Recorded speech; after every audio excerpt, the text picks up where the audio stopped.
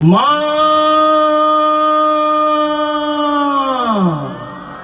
जोर से माँ, जोर से बोले गौ माता की, बोले गंगा माता की, बोले गीता माता की, बोले अम्बे माता की, बोले भवानी माता की, बोले नर्मदा माता की, बोलो बोलो भारत माता की। जो संसार का सबसे प्यारा शब्द है वो माँ है, और ये माँ किसके मुख से निकला है?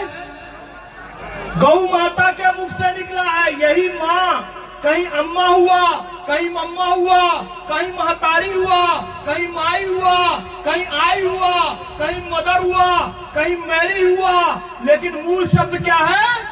माँ। और याद रखना, जब कृष्ण भी पैदा हुए तो माँ कहा, राम भी पैदा हुए तो माँ कहा, और मोहम्मद भी पैदा हुए और ईसा भी पैदा हुए तो माँ कहा, महावीर भी पैदा हुए तो माँ कहा, बुद्ध भी पैदा हुए तो माँ कहा, क्योंकि सबको जन्म देने वाली माँ है।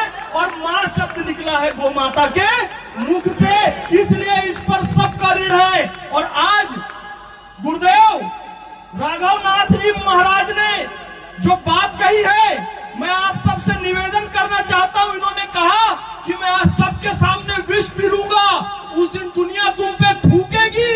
याद रखना, राघवदास जी महाराज इस भूमि पर रहते हुए केवल गौ माता का दूध अमृत पिएंगे, इसके अलावा कुछ नहीं पिएंगे।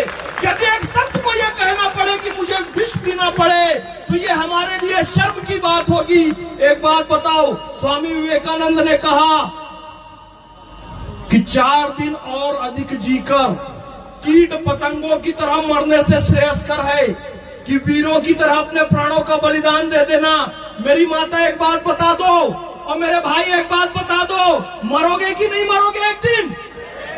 बाथरूम में गिर के मरना चाहते हो? लोटा लेके गए खेत में गिर के मर गए, मरोगे तो?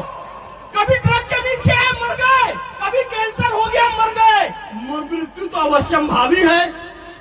तो सर्वश्रेष्ठ मृत्यु क्या है? जब सही समय पर आ जाए तो वीरों की तरह लड़ते हुए अपने प्राण दे देना। केवल महाराज की एक आवाज पे तुम खड़े बस हो जाना, इतना काफी है।